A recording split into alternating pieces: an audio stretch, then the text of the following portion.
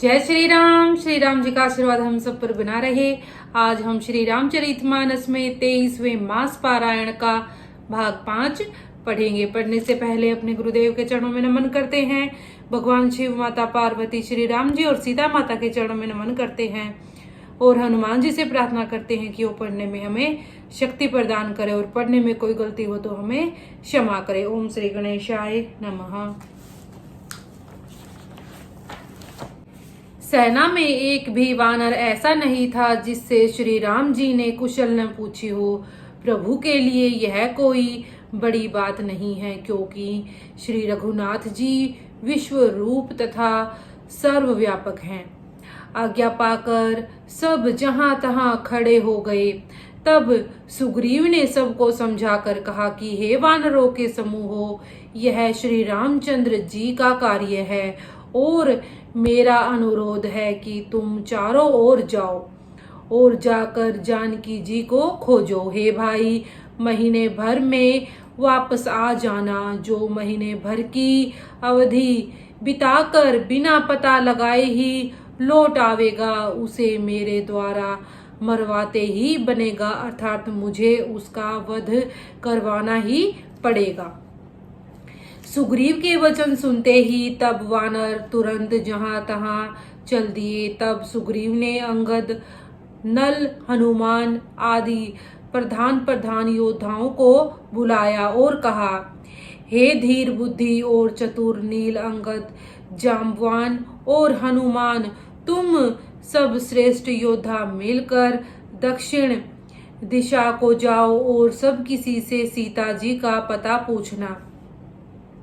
मन वचन तथा कर्म से उसी का उपाय सोचना। श्री रामचंद्र जी का कार्य संपन्न करना।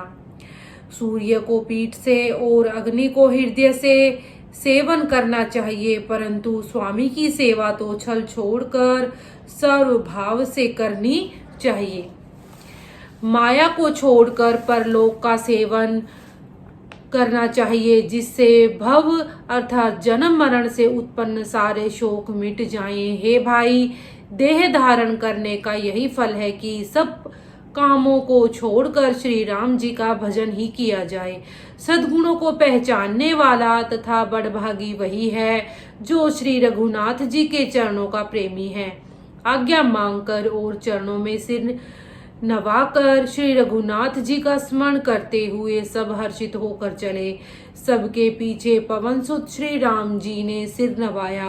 कार्य का विचार करके प्रभु ने उन्हें अपने पास बुलाया। उन्होंने अपने कर कमल से उनके सिर का स्पर्श किया तथा अपना सेवक जानकर उन्हें अपने हाथ की अंगूठी उतार कर दी और कहा, बहुत प्रकार से सीता को समझाना और मेरा बल तथा विरह कहकर तुम शीघ्र लौट आना। हनुमान जी ने अपना जन्म सफल समझा और कृपा निधान प्रभु को हृदय में धारण करके वे चले। यद्यपि देवताओं की रक्षा करने वाले प्रभु सब बात जानते हैं, तो भी वे राजनीति की रक्षा कर रहे हैं। सब वानर वन, नदी, तालाब, पर्वत और पर्वतों की कंदराओं में खोजते हुए चले जा रहे हैं। मन श्री राम जी के कार्य में लव लीन है, शरीर तक का प्रेम भूल गया है।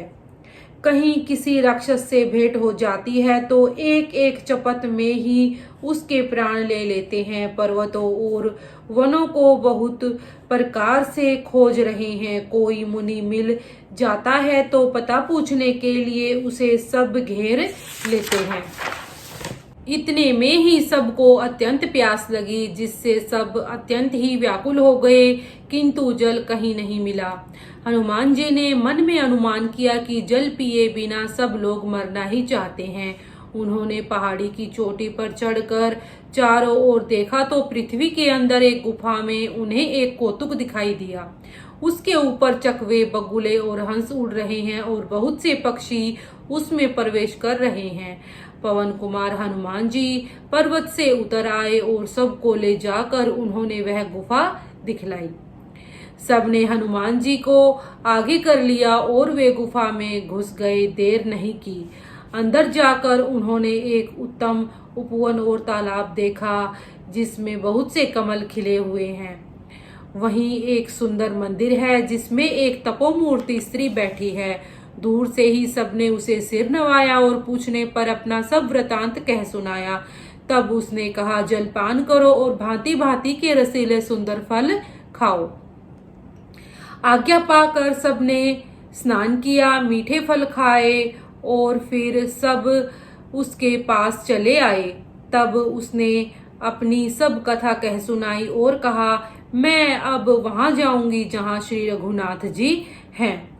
तुम लोग आंखें मूंद लो और गुफा को छोड़कर बाहर जाओ। तुम सीता जी को पा जाओगे, पछताओ नहीं। आंखें मूंद कर फिर जब आंखें खोली तो सब वीर क्या देखते हैं कि सब समुद्र के तीर पर खड़े हैं। और वह स्वयं वहां गई जहां श्री रघुनाथ जी थे। उसने जाकर प्रभु के चरण कमलों में मस्तक नवाया और बहुत प्रकार से विनती की। प्रभु ने उसे अपनी अचल भक्ति दी। प्रभु की आज्ञा सिर पर धारण कर और श्री राम जी के युगल चरणों को, जिनकी ब्रह्मा और महेश भी वंदना करते हैं, हृदय में धारण कर वह बद्रिका आश्रम को चली गई। यहाँ वानर गण मन में विचार कर रहे हैं कि अवधि तो बीत गई पर काम कुछ न हुआ। सब मिलकर आपस में बात करने लगे कि हे भाई, अब तो सीता जी की खबर लिए बिना लौटकर भी क्या करेंगे। अंगद ने नेत्रों में जल भर कर कहा कि दोनों ही प्रकार से हमारी मृत्यु हुई। यहाँ तो सीता जी की सुध नहीं मिली और वहां जाने पर वानर राज सुग्रीव मार डालेंगे। वे तो पिता के वध होने पर ही मुझे मार डालते। श्री राम जी ने ही मेरी रक्षा की, इसमें सुग्रीव का कोई एहसान नहीं है। अंगद बार बार सबसे कह रहे हैं कि अब मरण हुआ, इसमें कुछ भी संदेह नहीं है। वानर वीर अंगद के वचन सुनते हैं किंतु कुछ बोल नहीं सकते। उनके नेत्रों से जल बह रहा है। एक क्षण के लिए सब सोच में मग्न हो रहे हैं। फिर सब ऐसा वचन कहने लगे, हे सुयोग्य युवराज, हम लोग सीता जी की खोज लिए बिना नहीं लौटेंगे। ऐसा कहकर लवण सागर के तट पर जाकर सब वानर कुश बिछाकर बैठ गए। 23वां मास पारायण आज हम यहीं तक पढ़ेंगे। इसी के साथ बोलते रहिए जय श्री राम।